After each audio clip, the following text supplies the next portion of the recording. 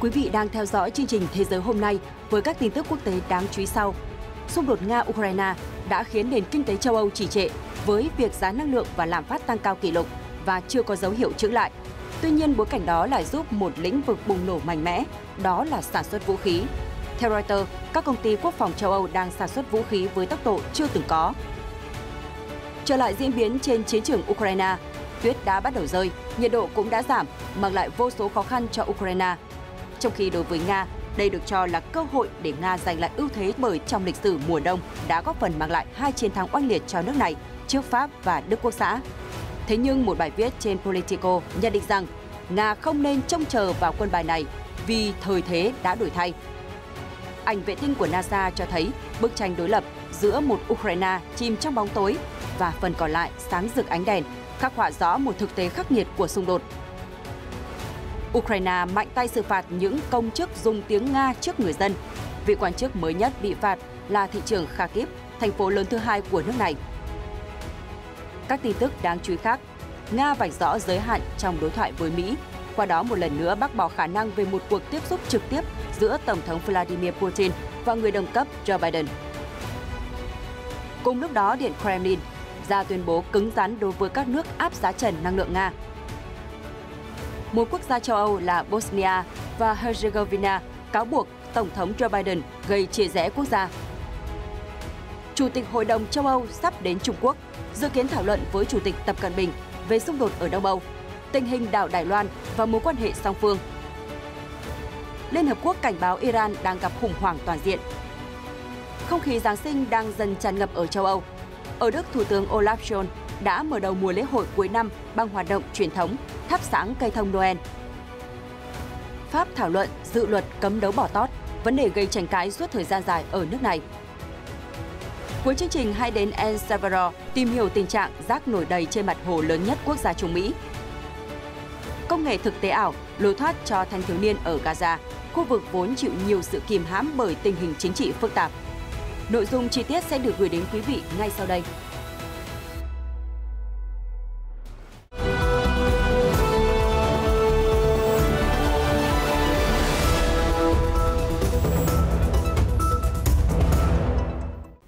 Chào mừng quý vị khán giả đang theo dõi chương trình Thế giới hôm nay, ngày 25 tháng 11. Thưa quý vị, xung đột Nga-Ukraine vừa bước sang tháng thứ 10 và việc cuộc xung đột này kéo dài đã khiến nền kinh tế của các quốc gia châu Âu gánh chịu nhiều tác động tiêu cực như thiếu hụt năng lượng hay tình trạng lạm phát tăng cao. Tuy nhiên, có một lĩnh vực đang âm thầm bùng nổ tại khu vực Đông Âu, đó là sản xuất và mua bán vũ khí. Theo Reuters, các công ty quốc phòng ở Đông Âu đang sản xuất thiết bị quân sự với tốc độ chưa từng có kể từ sau thời kỳ chiến tranh lạnh. Theo Reuters, nhiều quốc gia ở châu Âu đã luôn ủng hộ và cung cấp vũ khí cho Ukraine. Chính vì vậy, các công ty sản xuất vũ khí ở Đông Âu đã nắm bắt cơ hội này. Chủ tịch của Tập đoàn Sản xuất Vũ khí Quốc doanh PGZ ở Ba Lan, ông Sebastian Trelec cho biết công ty này sẽ nâng gấp đôi kế hoạch đầu tư trong thập kỷ tới. Ông nói, chúng tôi đang phát triển và mở rộng quy mô. PGZ không chỉ cung cấp vũ khí cho thị trường Ba Lan, mà còn cho các quốc gia khác. Hiện chúng tôi đang thảo luận với những đối tác mới muốn mua vũ khí của Ba Lan. Trước đó, PGZ cũng thông báo về việc đã chuyển giao nhiều thiết bị quân sự cho Ukraine, trong đó bao gồm súng cối, vũ khí nhỏ và đạn dược. Doanh thu của PGZ trong năm 2022 dự kiến sẽ đạt gần 1,5 tỷ đô la Mỹ. Còn với Cộng hòa Séc, Thứ trưởng Bộ Quốc phòng ông Tomáš Kopecký cho biết nước này cũng đã viện trợ 2,1 tỷ đô la Mỹ vũ khí cho Ukraine kể từ khi xung đột ở Đông Âu nổ ra. Đồng thời, hoạt động xuất khẩu vũ khí của Cộng hòa Séc đang trên đà đạt mức cao nhất kể từ năm 1989. Ông Kopecký nói rằng xung đột Nga-Ukraine đã thúc ngành công nghiệp quốc phòng của Cộng hòa Séc phát triển với tốc độ rất nhanh. Đây là điều mà chúng tôi chưa bao giờ chứng kiến trong suốt 30 năm qua. Hơn nữa, 2022 sẽ là năm đánh dấu mức kỷ lục của hoạt động xuất khẩu vũ khí. Trở lại những diễn biến trên chiến trường Ukraine. Kính thưa quý vị, khi mùa đông đến thì cả quân đội Nga và Ukraine đều phải đối mặt với sự lạnh giá. Nhiều ý kiến cho rằng Kiev sẽ gặp nhiều bất lợi khi chiến đấu trong mùa đông và khả năng cao đây sẽ là thời điểm để lực lượng Nga giành lại ưu thế trên chiến trường. Trong lịch sử nước Nga, mùa đông đã 2 lần trở thành quân bài hữu hiệu giúp cho nước này đánh bại đại quân đội Pháp và Hoàng đế Napoleon năm 1812 và lực lượng Đức Quốc xã năm 1945. Tuy nhiên, tờ Politico cho rằng trong thời kỳ hiện đại, điều này đã không còn phù hợp. Tổng thống Vladimir Putin không nên trông cậy vào quân bài mùa đông trong cuộc chiến với Ukraine, vì những người lính ở Điện Kremlin trên chiến trường Đông Âu đang dần mất tinh thần và đối mặt với những trận mưa tuyết cùng lạnh là âm 20 độ C. Bên cạnh đó, thì quân đội Kiev đang sở hữu một số lợi thế khi giao chiến trong thời tiết lạnh giá. Các chuyên gia và nhà phân tích quân sự cho rằng mùa đông sẽ khiến các trận giao tranh ở Ukraine chậm lại và giảm đi. Nhưng trên thực tế, điều này hoàn toàn ngược lại khi cả quân đội Moscow và Kiev đều đang tìm cách tận dụng lợi thế trong thời tiết mùa đông. Kế hoạch của Điện Kremlin là phá hủy hệ thống điện, nhiệt, sưởi ấm và nguồn nước sinh hoạt để người dân Ukraine mất tinh thần. Trong khi lực lượng Kiev lại muốn tiến hành các cuộc tấn công nhắm vào những quân đội Nga có nhiều tân binh thiếu kinh nghiệm chiến đấu. Bất chấp những cơn mưa tuyết và nhiệt độ đang xuống thấp, chiến tuyến ở phía đông Donetsk và Luhansk vẫn liên tục diễn ra giao tranh. Cựu nghị sĩ Ukraine, ông Igor Frisov, đang có mặt ở tiền tuyến nói với Politico rằng các trận chiến diễn ra cả ngày lẫn đêm, bất kể thời tiết như thế nào. Bây giờ tôi đang ở gần Bakhmut. Tình hình ở đây rất phức tạp. Bộ Quốc phòng Ukraine đã tuyên bố bằng mọi cách sẽ duy trì được áp lực để vượt qua mùa đông. Hiện tại, giao tranh vẫn đang nổ ra ở nhiều nơi. Không có gì báo hiệu một mùa đông yên tĩnh. Một chuyên gia đến từ Viện Nghiên cứu Chiến tranh ISW, bà Katerina Stepanenko tiết lộ quân đội Nga đang nỗ lực tăng cường các hoạt động tấn công ở phía tây nam tỉnh Donetsk. Còn nhà phân tích đến từ Viện Dịch vụ Thống nhất Hoàng gia Anh, ông Nick Reynolds cho biết Ukraine cũng đang di chuyển lực lượng để củng cố tuyến phòng thủ. Theo ông Reynolds cho rằng, lực lượng Kiev muốn đẩy lùi quân Nga ra xa hơn nữa ở khu vực bờ đông sông Dnipro. Còn phía quân đội Moscow có thể xây dựng thêm một lực lượng ở biên giới Belarus gần với phía bắc thủ đô Kiev để làm phân tán các đoàn quân của Ukraine ra khỏi tiền tuyến phía nam và phía đông. Tuy nhiên, sau chiến công lớn ở Kherson, những người lính Ukraine vẫn muốn tiếp tục tiến công để duy trì đà phát triển. Một mùa đông lạnh giá có thể là bất lợi đối với quân đội Nga khi các binh sĩ và xe tăng không còn có thể ẩn nấp dưới những tán cây đã trụi lá. Theo Politico, các lực lượng Nga đã bắt đầu nhận được áo khoác và mũ bảo hiểm do Iran sản xuất, nhưng những trang bị bảo hộ này không đủ chất lượng để chống lại mùa đông. Trong khi đó, các đồng minh phương Tây của Ukraine đã cung cấp cho quân đội Kiev những thiết bị bảo hộ rất tốt để giữ ấm cho binh sĩ dưới thời tiết giá lạnh. Bên cạnh đó, các đồng minh phương Tây cũng đang liên tục gửi thêm vũ khí hiện đại cho Ukraine. Các cấp lãnh đạo, thống đốc khu vực và thị trưởng thành phố của Ukraine cũng đang nỗ lực hết sức để giúp người dân chuẩn bị cho mùa đông. Trước các cuộc tấn công quy mô lớn của Nga, lần lượt các khu vực của Ukraine chìm vào bóng tối. Hình ảnh vệ tinh do cơ quan hàng không vũ trụ Mỹ NASA cung cấp gần đây đã cho thấy rõ điều này. Hôm 24 tháng 11, NASA công bố ảnh vệ tinh chụp khu vực Đông Âu sau đợt tập kích hàng loạt mới nhất của Nga ở Ukraine, cho thấy một màu đen tối mịt phủ lên phần lớn lãnh thổ Ukraine, đối lập hoàn toàn so với quốc gia lân cận. Một số ít nơi còn sáng đèn là thủ đô Kiev, thành phố Lviv, Zhytomyr ở miền Tây và Odessa ở miền Nam. Theo giới chức Ukraine, Nga đã phóng 70 quả tên lửa nhằm vào các hạ tầng quan trọng ở nước này trong tối ngày 23 tháng 11 theo giờ địa phương. Trong số đó, gần một nửa nã vào thủ đô Kiev. Nga xác nhận đã tiến hành đợt tấn công trên, song cũng khẳng định rằng không nhắm vào mục tiêu dân sự, đồng thời nêu rõ những thiệt hại được ghi nhận ở các khu dân cư là do mảnh tên lửa của hệ thống phòng không Ukraine. Tuy nhiên, tình trạng mất điện ngày một nhiều đã làm sâu sắc hơn nỗi lo về một mùa đông khắc nghiệt đối với người dân Ukraine. Thưa quý vị, mới đây chính quyền Kiev đã thông báo phạt thị trưởng Kharkiv, thành phố lớn thứ hai của Ukraine, vì sử dụng tiếng Nga trong một bài phát biểu trên truyền hình. Trước đây, vị quan chức này cũng thường xuyên dùng tiếng Nga để giao tiếp với người dân. Theo thông báo của Ủy ban Bảo vệ ngôn ngữ quốc gia Ukraine, ông Igor Terekhov, người đứng đầu chính quyền thành phố Kharkiv, sẽ phải nộp phạt 2.400 hryvnia, tương đương 92 đô la Mỹ. Thông báo nêu rõ, thị trưởng Terekhov đã vi phạm luật khi sử dụng ngôn ngữ phi nhà nước trong bài phát biểu trước cư dân thành phố. Ủy ban Bảo vệ ngôn ngữ quốc gia cũng cảnh báo hành chính đối với văn phòng thị trưởng thành phố Kharkiv, yêu cầu cơ quan này chỉ sử dụng tiếng Ukraine trong các phát ngôn của thị trưởng, ngay cả trên mạng xã hội. Ông Terekhov sẽ có thời hạn đến ngày 4 tháng 12 để kháng cáo quyết định trên. Theo luật do Tổng thống khi đó là ông Pyotr Poroshenko ký vào năm 2019, các công chức Ukraine chỉ được dùng tiếng Ukraine khi thực hiện công vụ. Tháng trước, một giáo sư Đại học Hàng không Quốc gia Ukraine cũng bị phạt 92 đô la Mỹ vì giảng dạy bằng ngôn ngữ phi nhà nước. Trong khi đó, Ủy ban điều hành Hội đồng thành phố Odessa vừa thông báo kế hoạch dỡ bỏ tượng đài của nữ hoàng Nga Catherine đệ nhị. Đây là công trình mang tính biểu tượng của thành phố miền Nam Ukraine vì nữ hoàng Catherine đệ nhị là người đã sáng lập ra nơi này. Thông báo của Hội đồng thành phố Odessa đăng trên Telegram nêu rõ, các thành viên của Ủy ban điều hành đã ủng hộ dự thảo về việc tháo dỡ và chuyển tượng đài Catherine Đại đế. Ý tưởng này sẽ được các đại biểu thành phố biểu quyết vào ngày 30 tháng 11. Sau đó, tượng đài của vị nữ hoàng Nga sẽ được chuyển từ quảng trường Ekateriniskaya đến một công viên được chỉ định. Đầu tháng này, thị trưởng Odessa, ông Gennady Trukhanov đã thể hiện sự ủng hộ đối với việc di rời tượng đài Catherine Đại đế. Sau cuộc bỏ phiếu cho thấy phần lớn cư dân thành phố đồng tình với kế hoạch. Kể từ khi xung đột nổ ra hồi cuối tháng 2, tượng nữ hoàng Catherine đệ nhị từng nhiều lần bị những kẻ phá hoại quệt sơn đỏ. Ukraine đã thông qua luật tháo dỡ các di sản, di tích lịch sử có liên quan Nga vào năm 2015. Moscow đã nhiều lần lên tiếng chỉ trích động thái đoạn tuyệt với quá khứ này và mô tả đó là hành vi phi Nga hóa mạnh mẽ. Mối quan hệ Mỹ-Nga tiếp tục là vấn đề được truyền thông quan tâm, đặc biệt là khi gần đây hai nước đã nối lại một số cuộc đàm phán cấp cao. Trong bài phát biểu mới đây, Thứ trưởng Ngoại giao Nga ông Sergei Ryabkov đã vạch rõ lập trường đối thoại của nước này với Mỹ.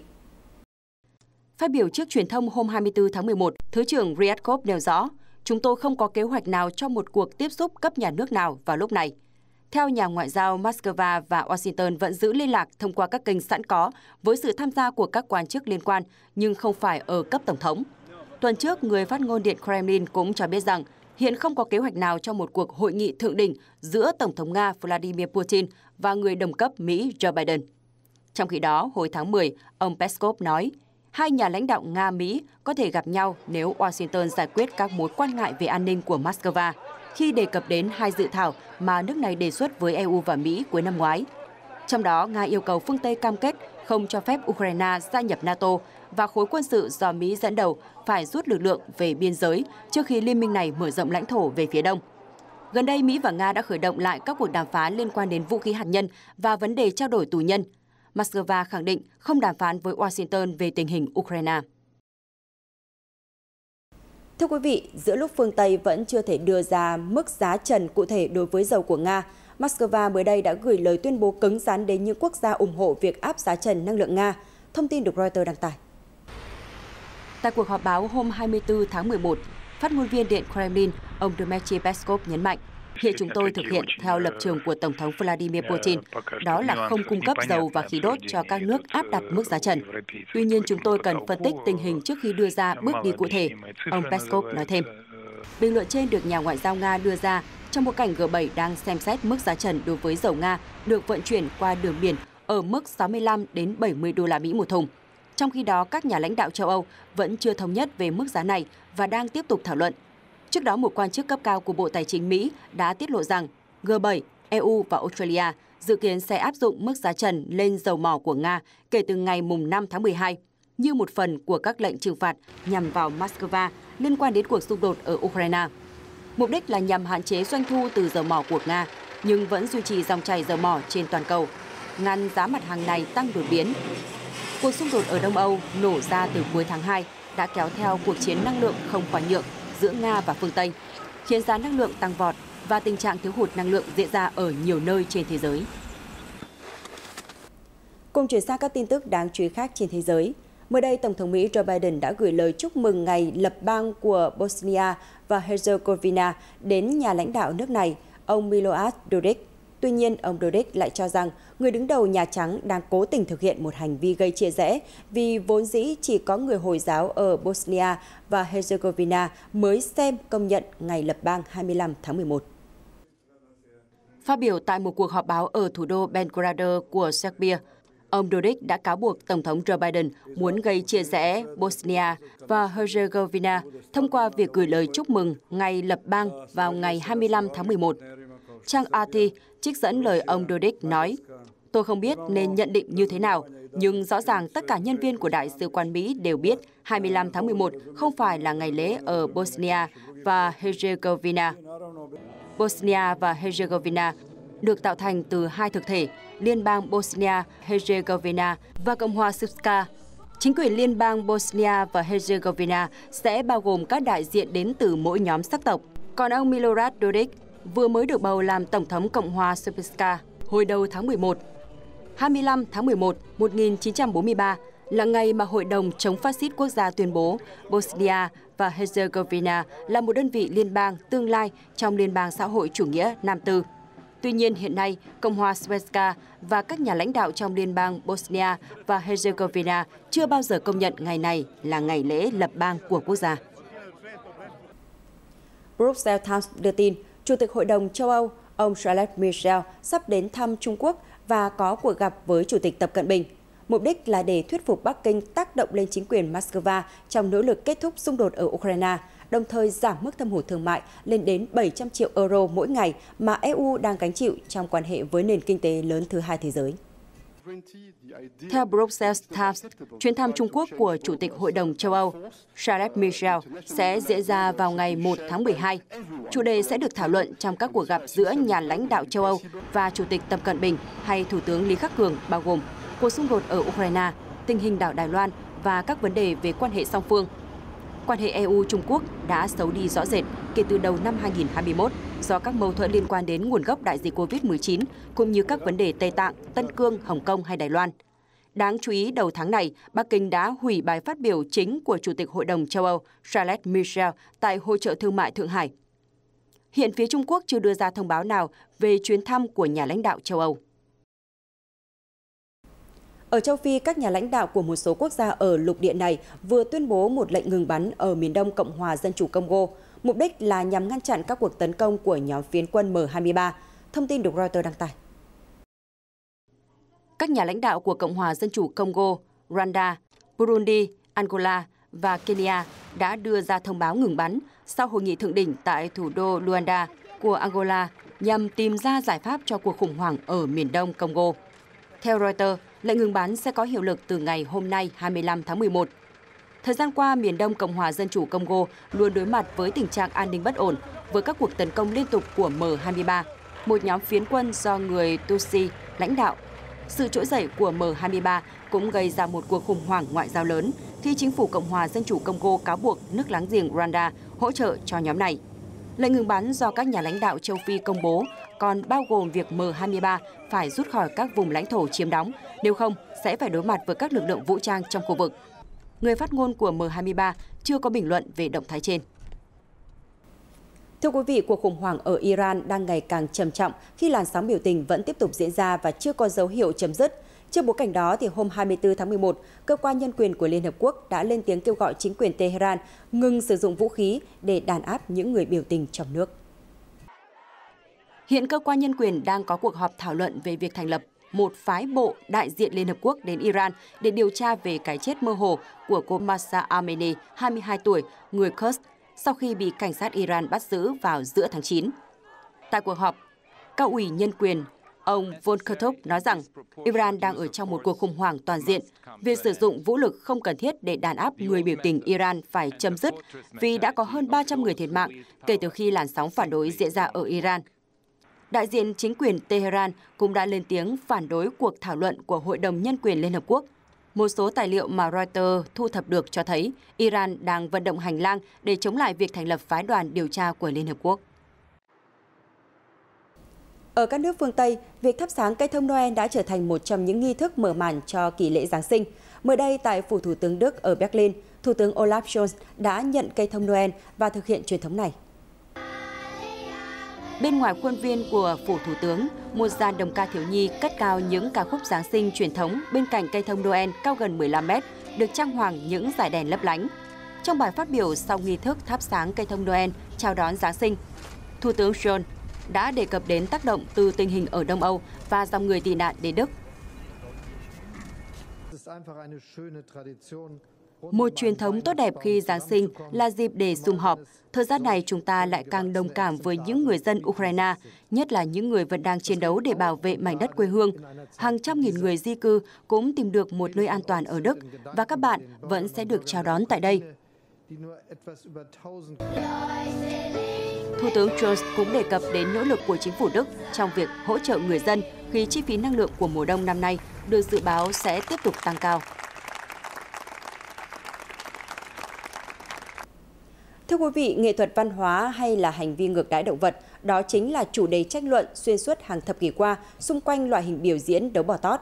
Tranh luận này tiếp tục sôi nổi khi các nhà lập pháp Pháp đang chuẩn bị thảo luận một dự luật cấm đấu bò tót trên cả nước. Bên ngoài tòa nhà Quốc hội Pháp, rất đông người biểu tình đã hô vang thông điệp Stop Corrida, ngưng đấu bò, khi các nhà lập pháp đang chuẩn bị thảo luận dự luật cấm tổ chức đấu bò với mọi hình thức trên cả nước. Loại hình biểu diễn có nguồn gốc từ Tây Ban Nha, nơi những con bò bị khiêu khích bởi đấu sĩ trong trang phục sáng màu và bị giết triệt hạ lưỡi kiếm. Với những người ủng hộ thì đó là một nghi thức truyền thống cần được bảo tồn, còn theo phe phản đối thì đó là hành vi ngược đãi động vật, dã man, không thể tồn tại trong xã hội hiện đại. Theo một cuộc khảo sát của nhật báo Journal du Dimanche, gần 75% người Pháp ủng hộ dự luật cấm đấu bò. Nhà lập pháp cánh tả Aymeric Caron đi đầu khi đệ trình dự luật trước Quốc hội. Chúng tôi đã tổ chức hàng chục cuộc họp về vấn đề này, nhưng đây sẽ là thời điểm để một quyết định đúng đắn được đưa ra. Các cuộc đấu tranh sẽ tiếp tục diễn ra mạnh mẽ cho đến khi luật cấm đấu bò được ban hành. Ở chiều ngược lại, nhiều đấu sĩ đấu bò cũng đấu tranh để chứng minh đây là loại hình nghệ thuật chân chính. Trong đó có Raphael Raquel, 23 tuổi, một ngôi sao đấu bò đang lên.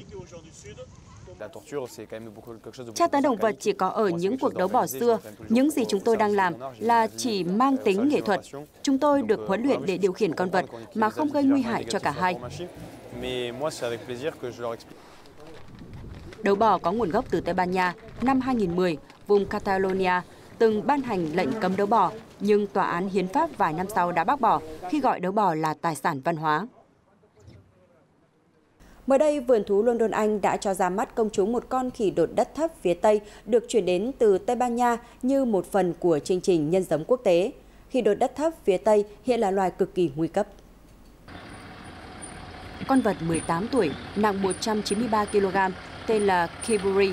Nó đến sân bay Heathrow của London vào ngày 18 tháng 11 từ sở thú Loro Parque ở Tenerife, Tây Ban Nha, trên chiếc máy bay của hãng vận chuyển DHL Express. Sự xuất hiện của Kiburi sau 4 năm Kumbuka, con khỉ đột đất thấp phía Tây cuối cùng của vườn thú London chết.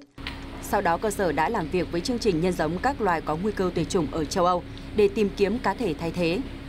Hiệp hội các vườn thú và thủy cung Hoa Kỳ năm 2018 ước tính loài khỉ đột đất thấp phía Tây còn khoảng 125.000 cá thể, trong đó 550 con sống trong môi trường nuôi nhốt.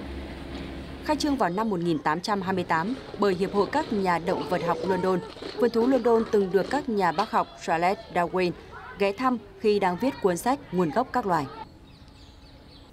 Ở El Salvador, Suchilan là hồ nước ngọt lớn nhất nước này, nhưng đây cũng là nơi đang chứng kiến lượng rác thải lớn xả ra hàng ngày. Chỉ trong vòng vài tuần ngắn ngủi sau khi chính phủ cắt giảm ngân sách cho công nhân thu gom rác, Suchilan đã nhanh chóng trở thành một bãi rác nổi khổng lồ. Một biển vỏ chai, lon thiếc, túi nhựa, thức ăn, xác động vật, đóng rêu xanh, mắc kẹt lại với nhau, che phủ gần như toàn bộ bề mặt hồ nước ngọt lớn nhất El Salvador. Suchilan trong tiếng địa phương nghĩa là đồng hoa, khi hệ sinh thái của hồ là nơi sinh sống của các loài cá bản địa, chim nước và nhiều động vật hoang dã như báo, sư tử và mèo rừng. Một địa điểm rất cần được bảo vệ, nhưng trên thực tế đây lại là một trong những vùng nước ô nhiễm nhất Trung Mỹ. Những chiến dịch dọn dẹp vùng hồ diễn ra ngắn ngủi và nhanh chóng kết thúc. Gần đây, ngân sách chi trả cho công nhân thu gom rác bị cắt giảm, khiến cho thực trạng này ngày càng trở nên tồi tệ.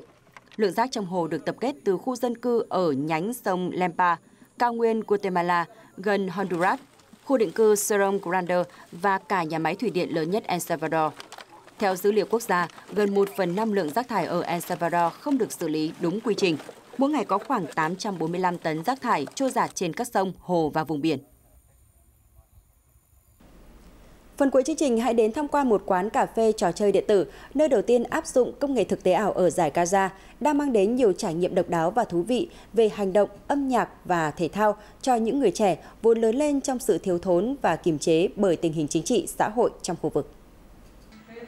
Do lệnh đóng cửa đường biên giới với Israel và Ai Cập trong suốt nhiều năm qua, cùng những hạn chế xuất cảnh, môi trường Internet và công nghệ là giao thức duy nhất của thanh thiếu niên sống trên dải Gaza. Họ kết nối với thế giới bên ngoài và tiếp cận với các hình thức giải trí đại chúng. Đồi núi, biển, đại dương hay các thành phố lớn trên thế giới, những nơi chúng tôi không thể trực tiếp đặt chân đến với tư cách là người dân sống trên dải Gaza. Thông qua Internet và công nghệ thực tế ảo, đội chiếc mũ này lên đầu và kết nối với các giáo thức. Chúng tôi có thể tự do đi đến những nơi mình mong muốn. Điều này mang đến một trải nghiệm thú vị và đáng nhớ. Tại hội quán trò chơi thực tế ảo do anh Firas Al-Khari quản lý, những trò chơi phiêu lưu, mạo hiểm và hành động được các nam thanh niên ưa chuộng, trong khi những người nữ đặc biệt quan tâm đến giải trí, âm nhạc và du lịch.